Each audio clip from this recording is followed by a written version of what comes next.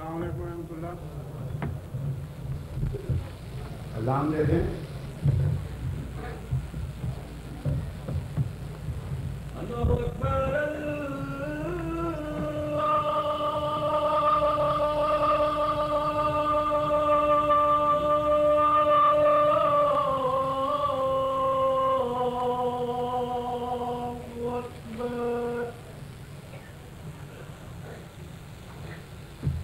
اللہ اکبر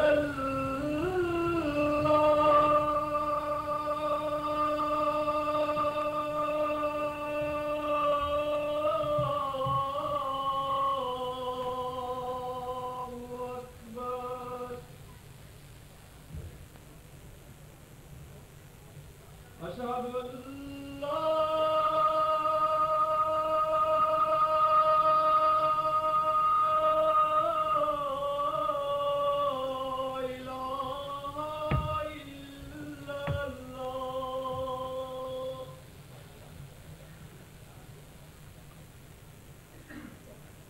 أشهد أن لا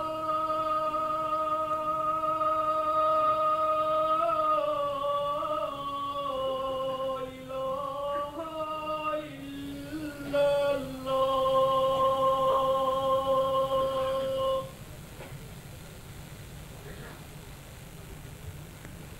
أشهد أن محمدا رسول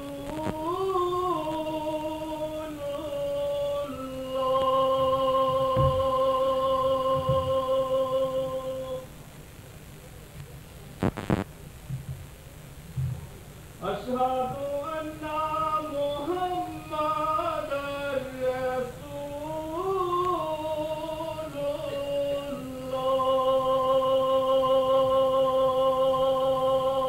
الله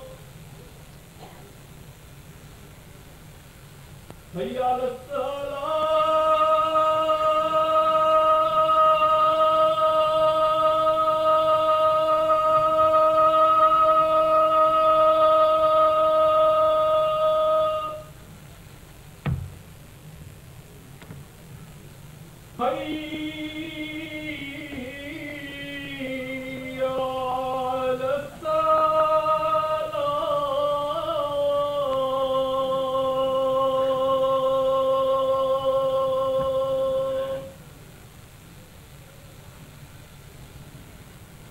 حي على اللہ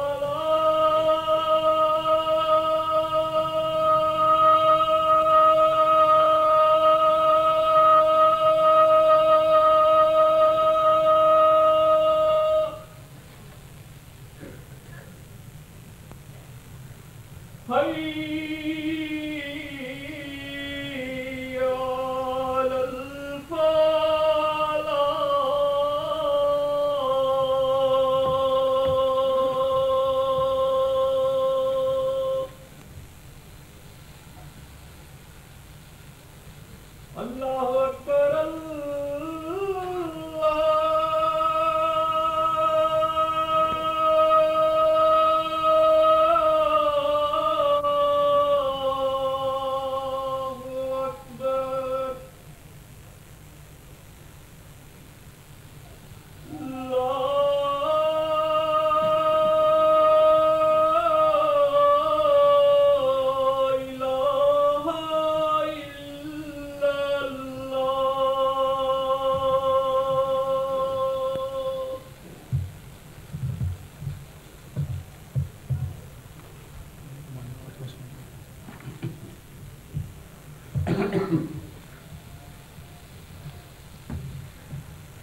أشهد أن لا إله إلا الله وحده لا شريك له وأشهد أن محمدا عبده ورسوله أما بعد فأعوذ بالله من الشيطان الرجيم بسم الله الرحمن الرحيم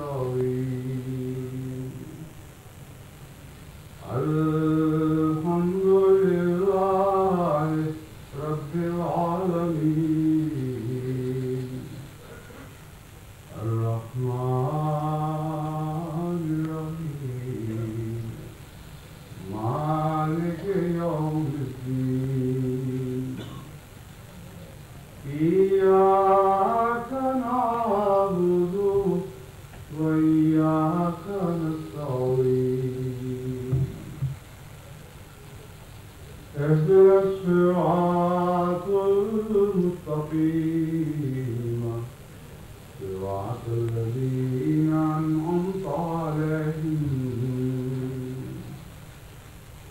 غير المغضوب عليهم ولا الضالين.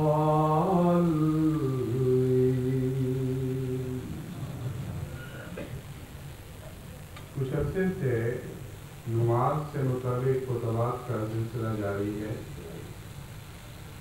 اور یہ سلسلہ اس غرض سے شروع ہوا تھا کہ وہ احباب جماعت جو نماز سے محبت تو رکھتے ہیں لیکن استفادے کی طاقت نہیں رکھتے، ان کی مدد کی جائے اور انہیں سمجھایا جائے کہ 5 وقت نماز سے کس طرح زیادہ سے زیادہ فائدہ اٹھایا جا سکتا ہے، اور کس طرح نماز سے محبت میں مزہ حاصل کیا جا سکتا ہے۔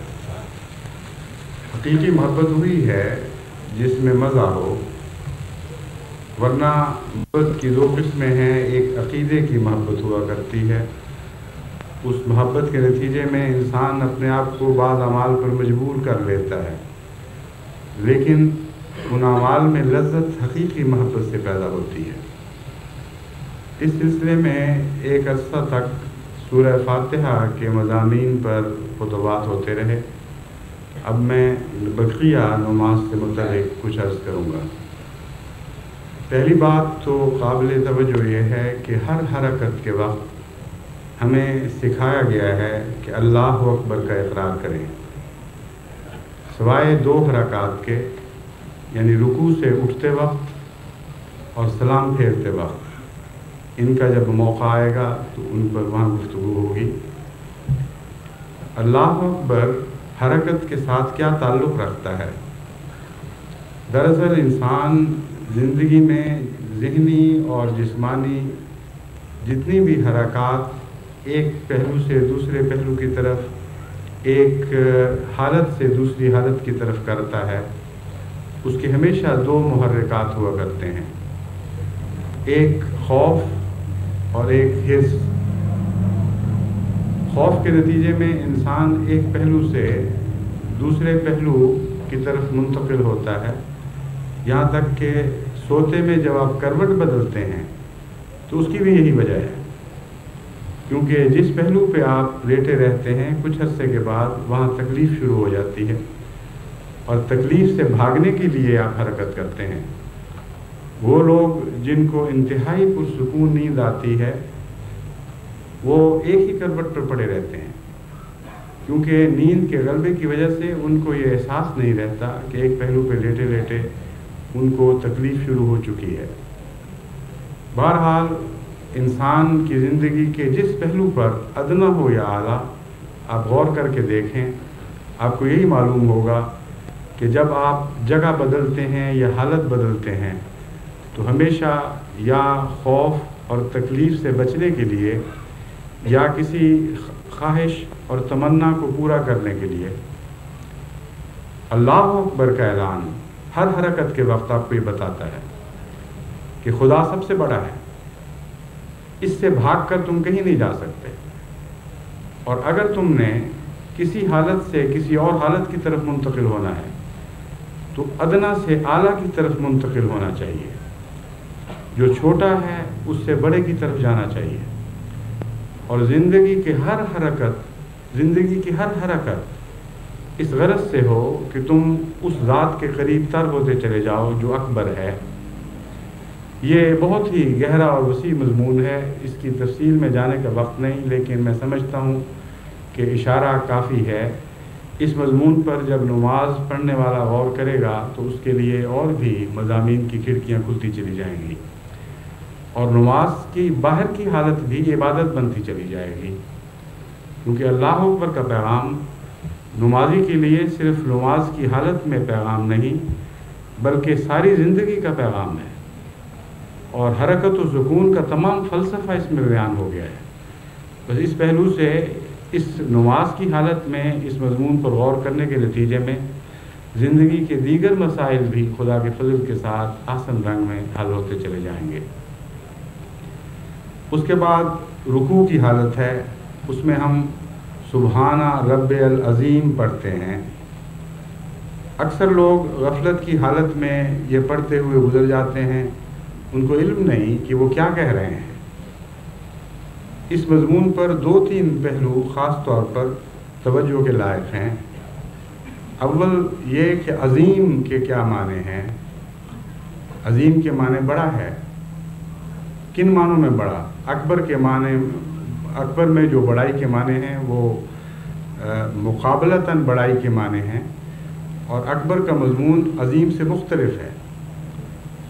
عظیم اپنی ذات میں ایک ہیبت اور ایک جلوہ رکھتا ہے، ہیبت کا ایسا جلوہ جو قریب سے دکھائی دے۔ جب بھی آپ کسی کو عظیم سمجھتے ہیں، اس کو عظیم سمجھنے کے لیے ایک تو دور کا نظارہ ہے، وہ کانوں کے ذریعے آپ کو بتایا جاتا ہے یا دور سے آنکھوں کے ذریعے دکھایا جاتا ہے کہ فلاں چیز عظیم ہے، لیکن اس کی عظمت کا احساس اس کے قریب آئے بغیر نہیں ہوا کرتا۔ جب تک آپ کسی پہاڑ کے دامن میں نہ پہنچے، آپ کو یہ علم نہیں ہو سکتا کہ پہاڑ کن معنوں میں عظیم ہے۔ ہمالہ کی باتیں ہم نے بھی سن رکھی تھیں، مگر جب ہم ہمالہ کی طرف روانہ ہوئے اور ہمالہ کے دامن میں پہنچے اور بلند و بالا چوٹیوں کا قریب سے مشاہدہ کیا، تب ہمیں معلوم ہوا کہ پہاڑ کی عظمت کیا ہوا کرتی ہے۔ اسی طرح وہ انسان جو عظیم کہلاتے ہیں، دور کے نظارے میں وہ عظیم مانے تو جاتے ہیں، لیکن ان کی عظمت کا احساس نہیں ہوا کرتا۔ عظمت کا احساس ہمیشہ قرب سے ہوا کرتا ہے۔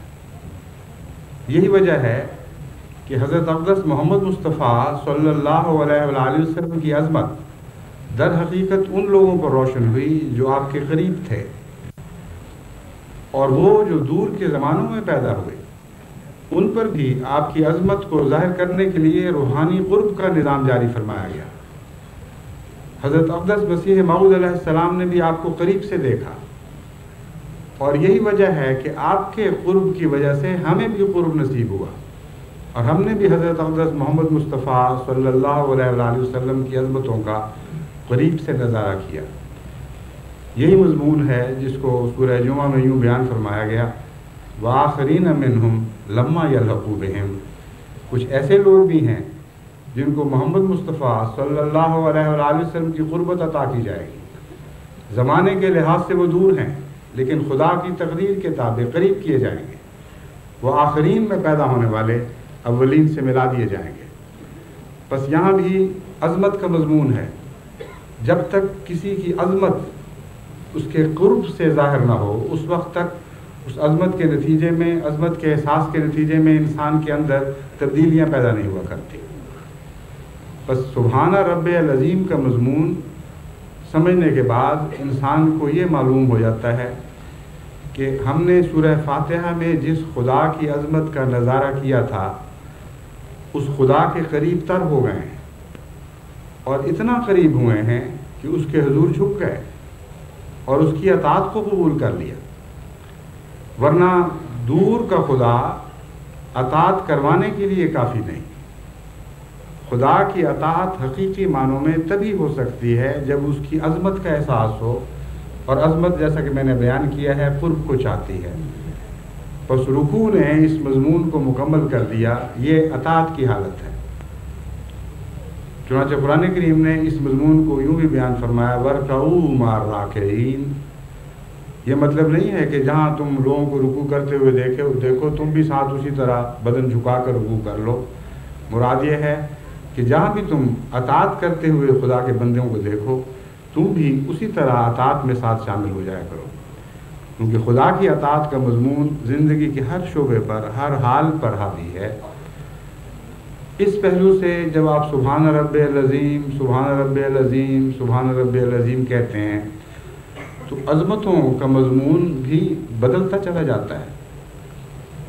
عظمتیں ہر صورت حال پر مختلف رنگ میں اطلاق پاتی ہیں۔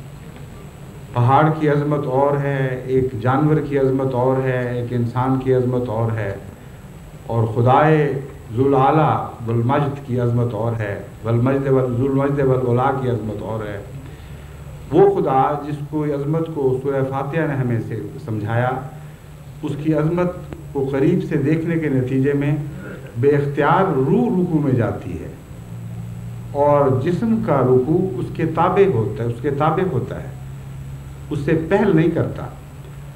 پس جب آپ قیام کے وقت کے مضامین کو خوب اچھی طرح سمجھ کر پڑھ لیں تو اس وقت آپ کے دل پر ایک ایسی کیفیت طاری ہونی چاہیے جس کے نتیجے میں روح جھکتی ہو اور بدن بھی ساتھ جھکنے کا ارادہ کرے، جھکنے کے لیے بے اختیار ہو جائے۔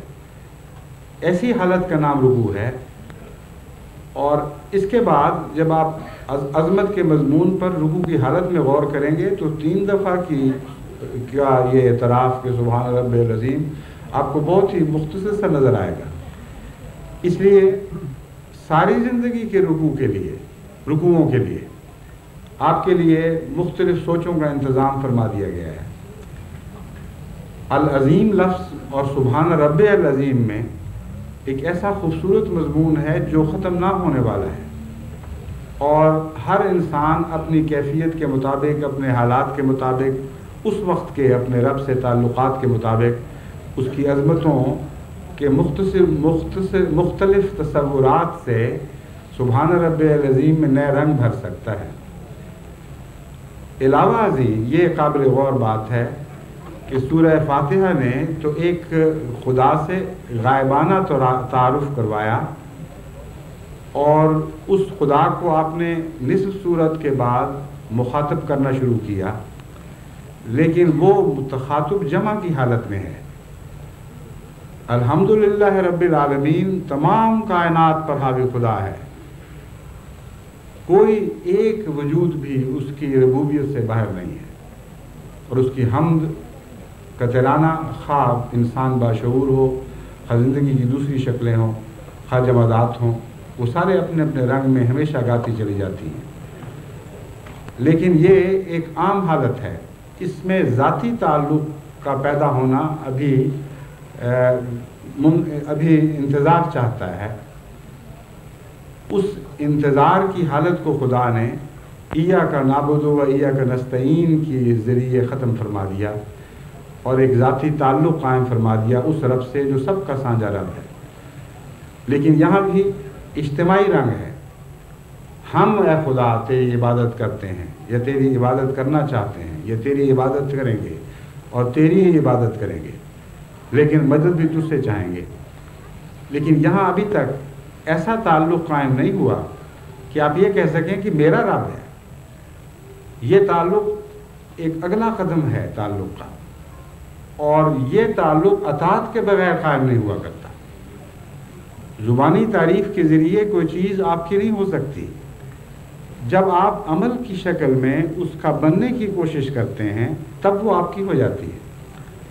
تو رکوع نے بتایا کہ وہ رب جو آپ سب کا ہے وہ آپ کا بھی تو ہونا چاہیے، یعنی آپ کی ذات کا بھی تو ہونا چاہیے، اور اگر آپ واقعی اس کی تعریف سچے دل سے کر رہے ہیں اور اسی سے دعائیں کر رہے ہیں تو اس کو اپنانے کے لیے آپ کو خود ذاتی طور پر اس کے سامنے سر جھکانا ہوگا اور اطاعت کرنی ہوگی۔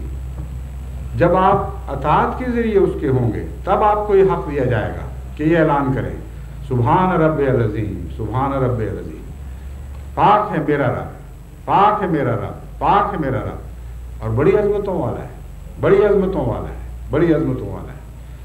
پاک کن معنوں میں ہے؟ آپ کا رب پاک کن معنوں میں ہے؟ عظمتوں والا کن معنوں میں ہے؟ اور آپ کا رب کن معنوں میں عظمتوں والا ہے؟ اس میں آپ کے ساتھ نسبتیں قائم ہو گئیں۔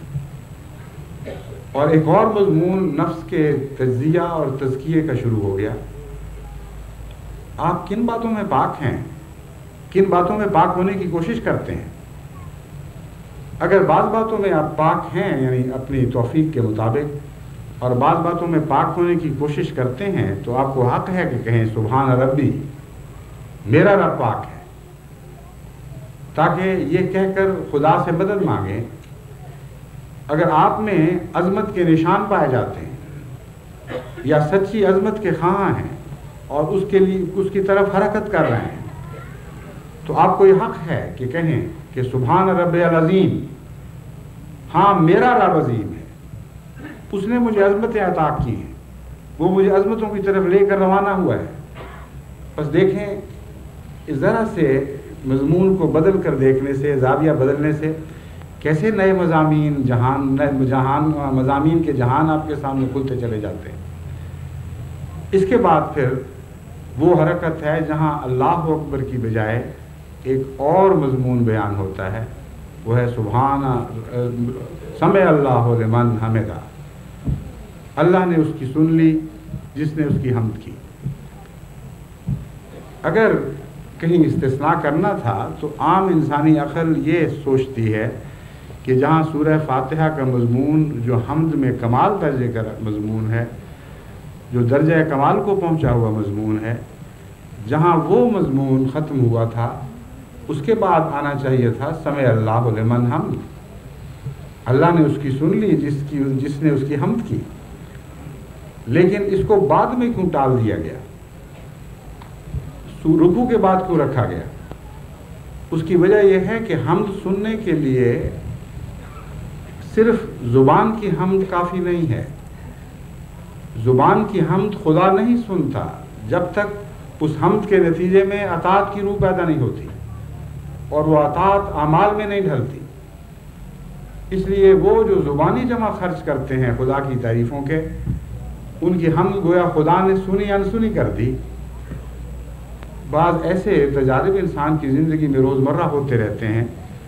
بعض علاقے ہیں جہاں عادتیں ہیں جھوٹی تعریفیں کرنے کی، وہ ملتے ہیں جب آپ سے تو ہمیشہ آپ کی بڑی تعریفیں کرتے ہیں، بعض دفعہ ایسی تعریفیں کرتے ہیں کہ مبالغے کی حد کر دیتے ہیں، لیکن آپ کی طبیعت میں بجائے اس سے کہ ان کی طرف ان کے لیے محبت پیدا ہو، تنافر پیدا ہوتا رہتا ہے۔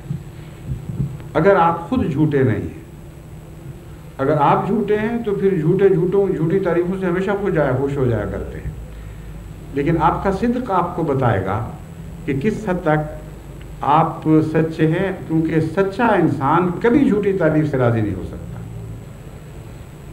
اور سنتا ہی نہیں، وہ سنی انسنی کر دیتا ہے اور بلکہ نفرت کرتا ہے اور گھبراتا ہے، وہ چاہتا ہے کہ جلد یہ ملاقات ختم ہو۔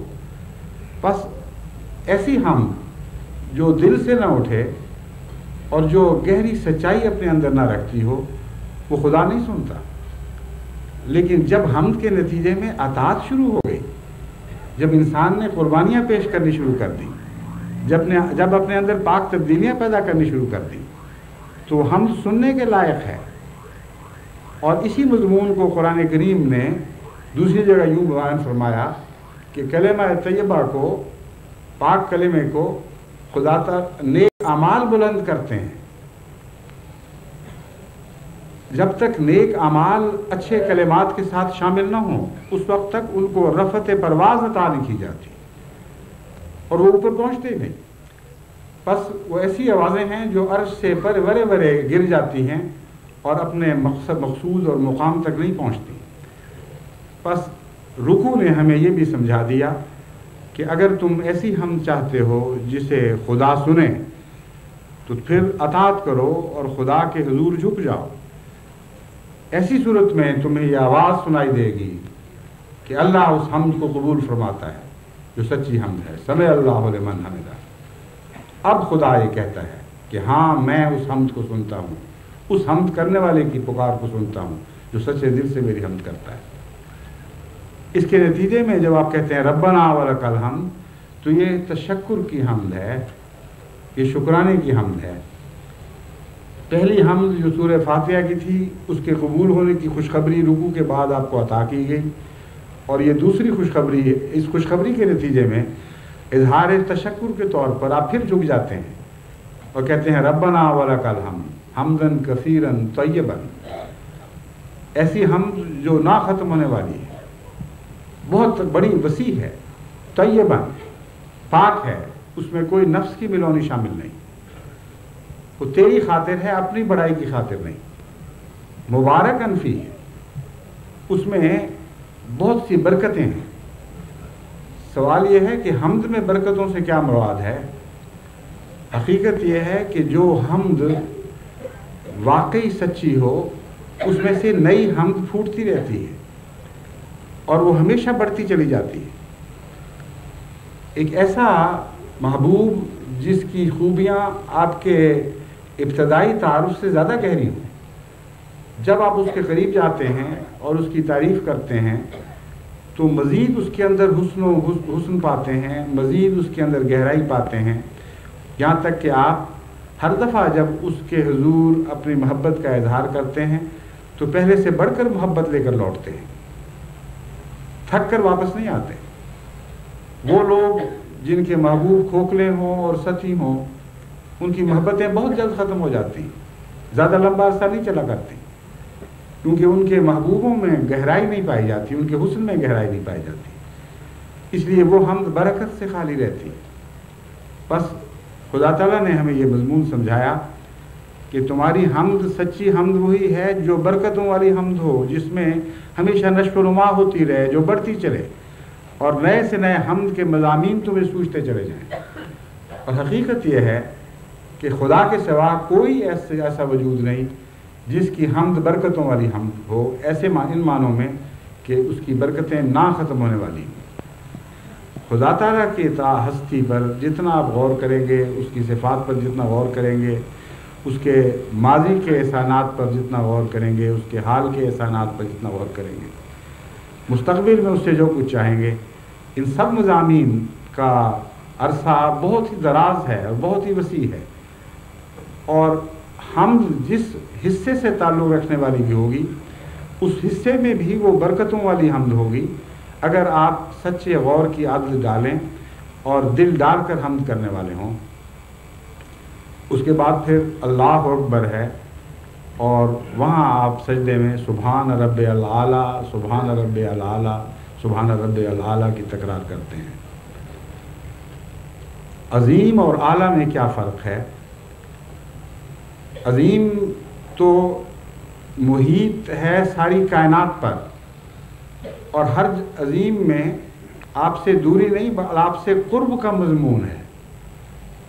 क़ुर्ब इन मानों में कि आप उसकी अज़मत के करीब आ गए हैं, करीब से आपने जलवा देखा है और उस जलवे से मरूब हो गए हैं।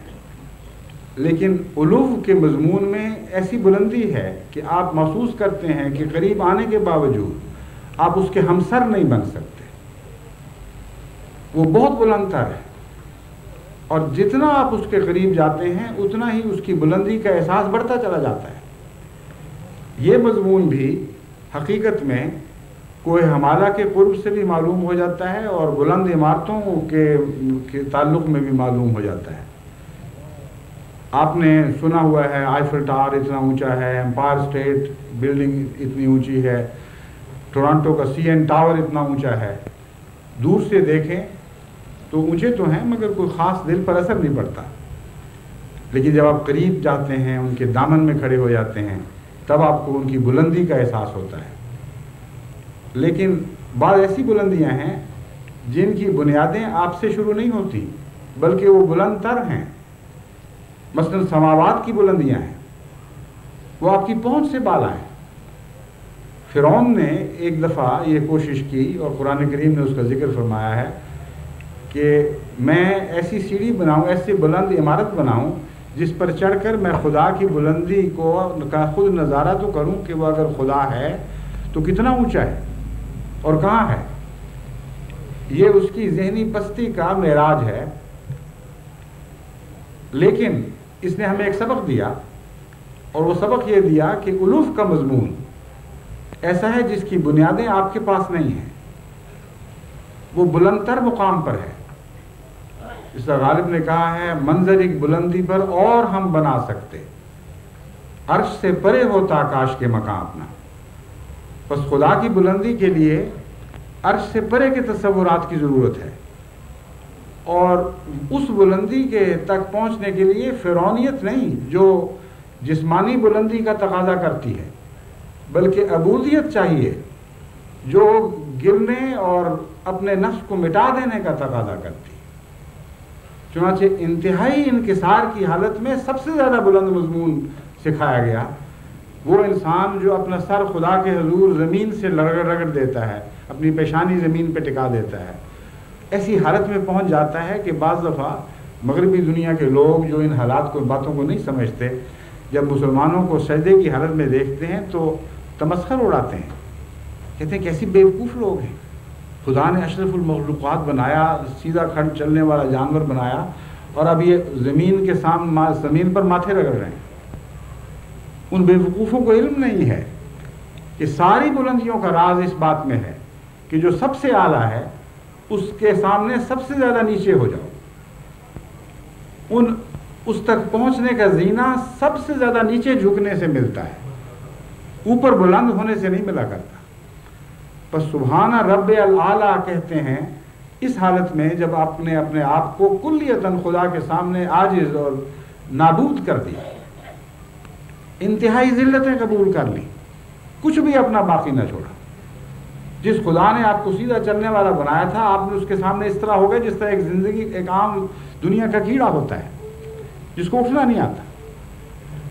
ایسی حالت میں آپ یہ دعا کرتے ہیں، سبحان رب اعلیٰ، پاک ہے میرا رب جو بلند تر ہے، ہر چیز سے بلند تر ہے۔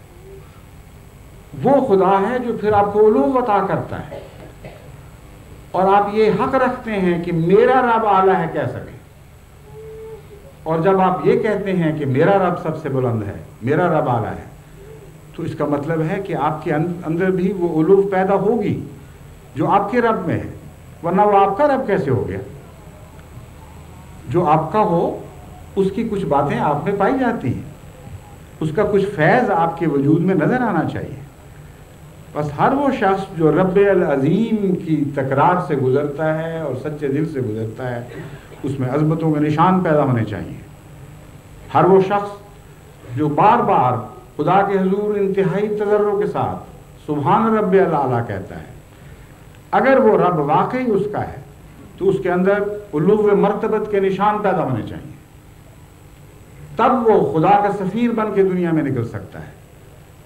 تب اس کو دیکھ کر دنیا خدا کی عظمتوں کو محسوس کرتی ہے، تب اس کو دیکھ کر دنیا خدا کے علو کو محسوس کرتی ہے۔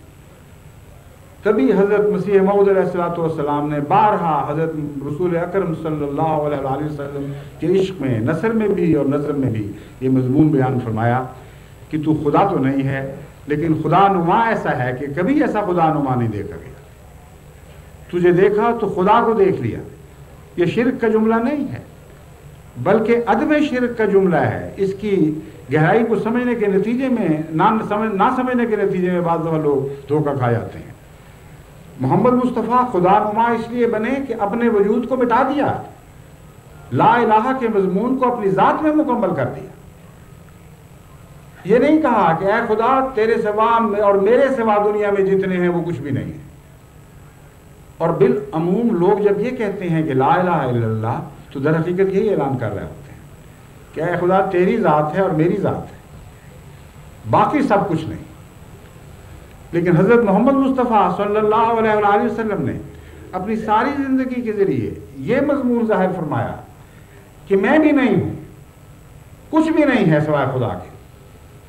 جب آپ نے اپنی ذات کو مٹا دیا تو اس برتن میں پھر خدا ظاہر ہوا ہے، اور محمد مصطفیٰ کی ہر حرکت میں اور ہر سکون میں اللہ جلوہ گر ہوا۔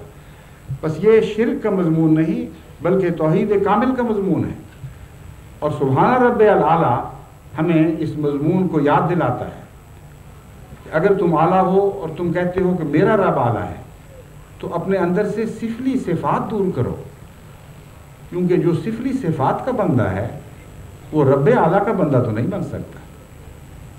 اس لیے ایک دن کے سجدے کی بات نہیں، ساری زندگی کی جد و جہد کا معاملہ ہے۔ کیا ایک دن میں، کیا ایک سال میں، کیا 10 یا 20 یا 100 سال میں بھی انسان ہر قسم کی سفلی صفات سے مورع ہو سکتا ہے، ہر قسم کی سفلی صفات سے مبرہ ہو سکتا ہے؟ ہرگز نہیں۔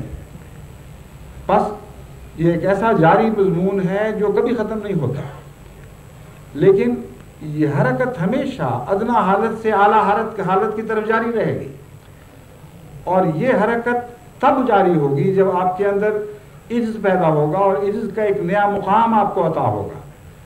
بس ہر سجدے کو آپ کا عجز بڑھانا چاہیے، ہر سجدے کے نتیجے میں آپ کو اپنی بے بذاتی اور بے بسی کا مزید احساس پیدا ہونا چاہیے۔ اس احساس اور خلا کو خدا کا علو بھرتا چلا جائے گا اور آپ کے اندر سے ایک نیا وجود پیدا ہوتا چلا جائے گا. یہ ہے سجدوں کا مضمون. اور اب آپ دیکھیں کہ وہ لوگ جو جہالت سے یہ کہتے ہیں کہ اسلام کی عبادتیں عجیب بور کرنے والی عبادتیں ہیں، ایک ہی مضمون تکرار کرتے چلے جاؤ، ہر روز 5 دفعہ کم سے کم اس کے حضور حاضر ہو، ہر رکعت میں اس کے سامنے وہی دعائیں کرتے چلے جاؤ. اگر آپ کا تصور سرسری اور ظاہری ہے تو یہ خالی برتن ہیں، ان برتنوں سے آپ یقیناً کچھ بھی فائدہ نہیں اٹھا سکتے. لیکن برتنوں کو تو بھرا جاتا ہے اور خدا تعالیٰ نے اس رنگ میں برتن عطا کیے ہیں اور بھرنے والے وہ مضامین بخشے ہیں یہ جو ہر دفعہ برتنوں میں نیا مضمون بھرتے ہیں، نیا رنگ بھرتے ہیں، نیا حسن بھرتے ہیں، نئی لذتیں بھرتے ہیں.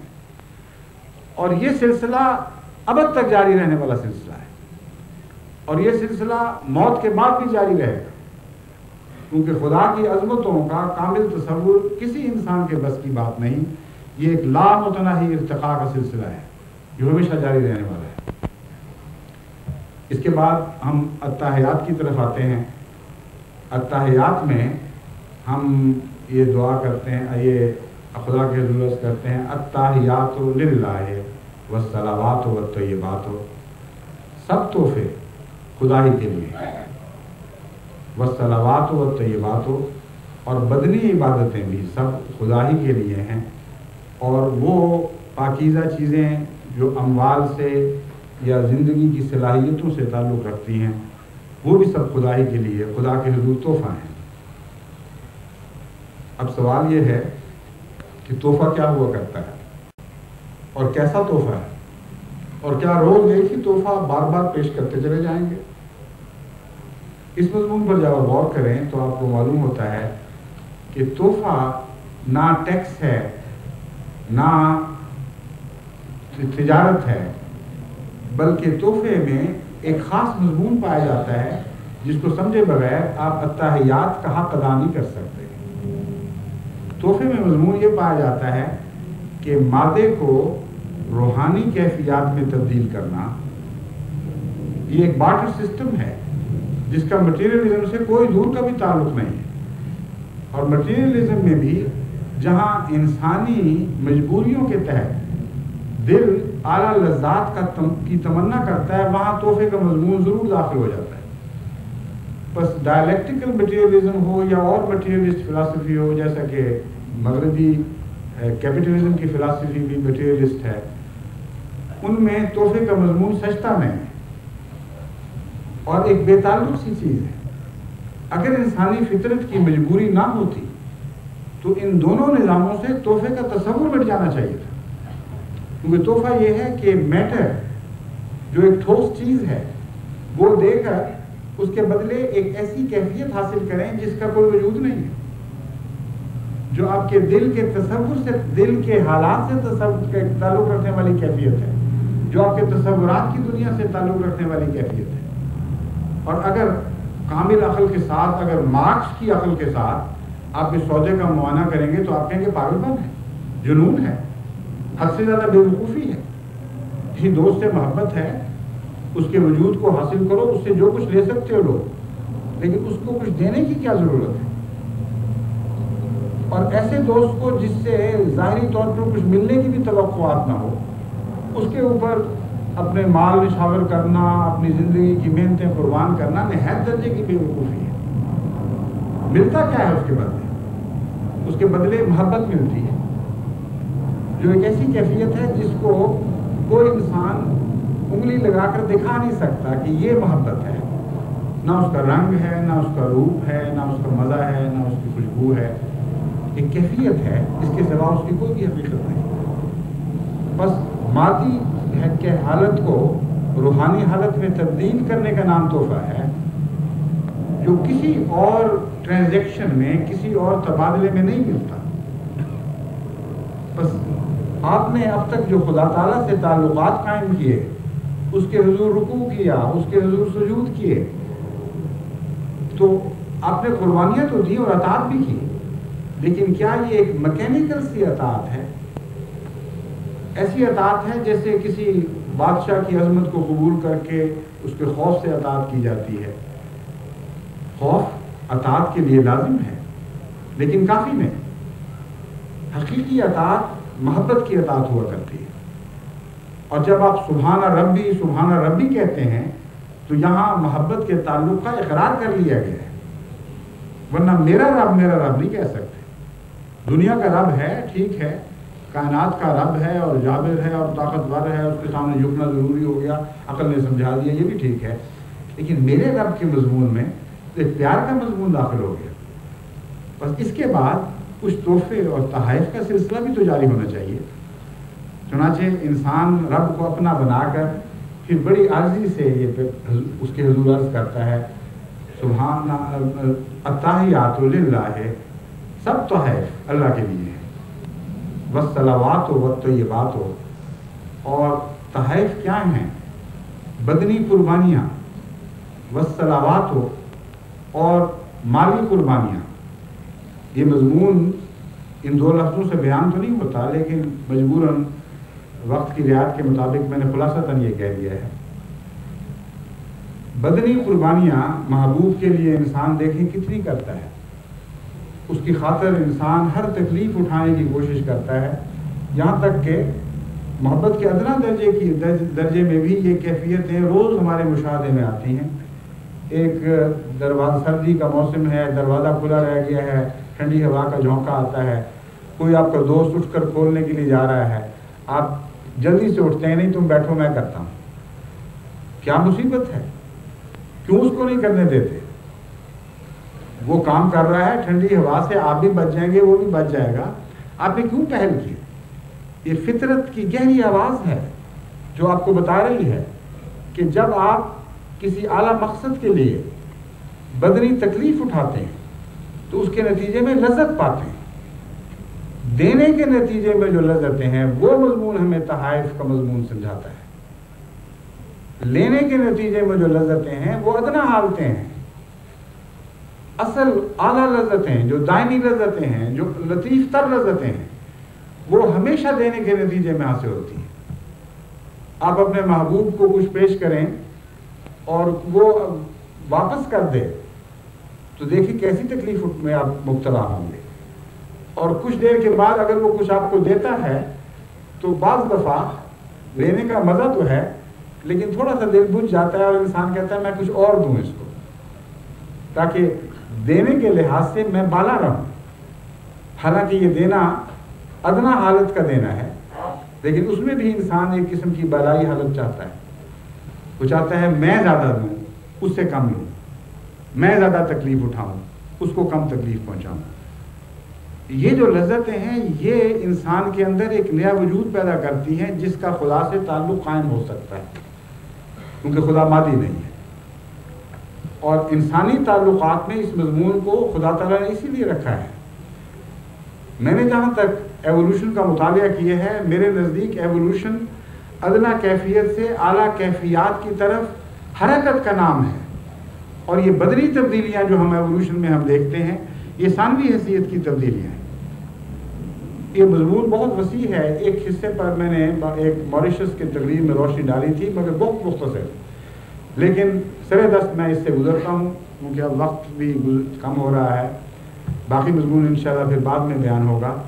بہرحال التحیات کے مضمون میں ہم داخل ہوئے ہیں اور چونکہ آج جلسے کا بھی دن ہے اور بہت سے کام کرنے ہیں، اس لیے انشاءاللہ حسب توفیق اگلے جمعے میں یہ بقیہ مضمون بیان ہو جائے گا.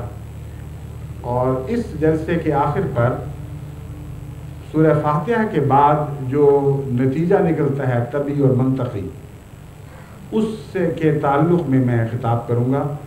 یعنی اہدنا الصراط المستقیم صراط الذین انعمت علیہم غیر المغضوب علیہم ولا الضالین کی دعا اگر قبول ہو جائے تو انعام یافتہ لوگوں میں کیا تبدیلیاں پیدا ہوتی ہیں اور کیا ظاہری علامتیں ان میں دکھائی دینے لگتی ہیں. اسی طرح مغضوب جب انعام یافتہ لوگوں سے ٹکراتے ہیں تو ان سے خدا کیا سلوک کیا کرتا ہے. یہ چونکہ بہت ہی وسیع مضمون ہے، ایک خطبے میں بیان ہونے والا نہیں. میں نے کچھ حصہ گزشتہ عید میں بیان کیا تھا، بقیہ حصہ اگر پورا تو نہیں لیکن اس کا ایک حصہ میں انشاءاللہ جلسہ سالانہ کی آخری تقریر میں بیان کروں گا. اور اس کے بعد اب میں نے گھڑی دیکھی ہے، میں سمجھتا ہوں وقت زیادہ ہو گیا ہے، آج کے خطاب کو ختم کرتا ہوں. آج ہمارے ساتھ اس خطبے میں شریک دنیا کی جو جماعتیں ہیں دعا کے لیے، کیونکہ آج ایک خاص دن ہے اور وہ چاہیں گے کہ ان کا نام اس مجلس میں سنایا جائے، دعا کی خاطر میں ان کا نام پڑھ کے سناتا ہوں. انڈونیشیا ہے، کینیا ہے، پاکستان ہے، اس میں خدا کے فضل سے لاہور، کراچی اور اسلام آباد میں براہ راست یہ خطبہ سنا جا رہا ہے. اس کے علاوہ جرمنی کی 3 جماعتیں ہیں، پھر جاپان ہے، پھر موریشس ہے. یہ دونوں تو صحرا لے گئے ہیں، یہ پہلے ممالک ہیں 2 جنہوں نے اس سلسلے کو شروع کیا تھا، باقی بعد میں آنے والے ان کے فیض یافتہ لوگ ہیں. پھر فجی ہے، پھر اسپین ہے، پھر انگلستان میں لنڈن ماسک ہے. جسوال برادرز نے جو یہ سلسلہ شروع کیا ہے، اللہ تعالیٰ ان کو بہترین جزا دے، بہت اچھا کام کیا، بہت احسان کیا ہے جماعتوں پر. اور مجھے جماعتیں بار بار لکھتی ہیں کہ ان کو ضرور دعا میں یاد رکھیں.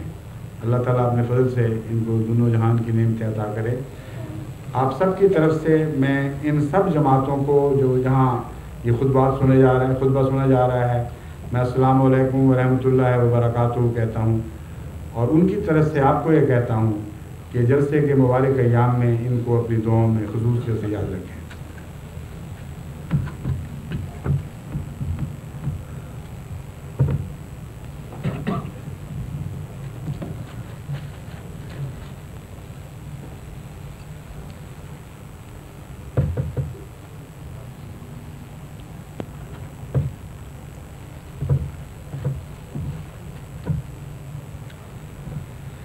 الحمد لله نحمده ونستعينه ونستغفره ونؤمن به ونتوكل عليه ونعوذ بالله من شرور أنفسنا ومن سيئات أعمالنا. من يهده الله فلا مضل له ومن يضلله فلا هادي له. ونشهد أن لا إله إلا الله وحده لا شريك له ونشهد أن محمدا عبده ورسوله. عباد الله رحمكم الله،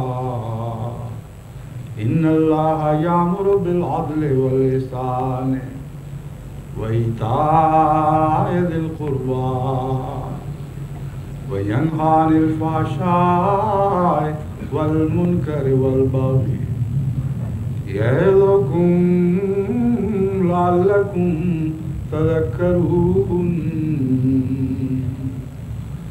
اذكروا الله يذكركم وادعوه يستجب لكم ولذكر الله أكبر.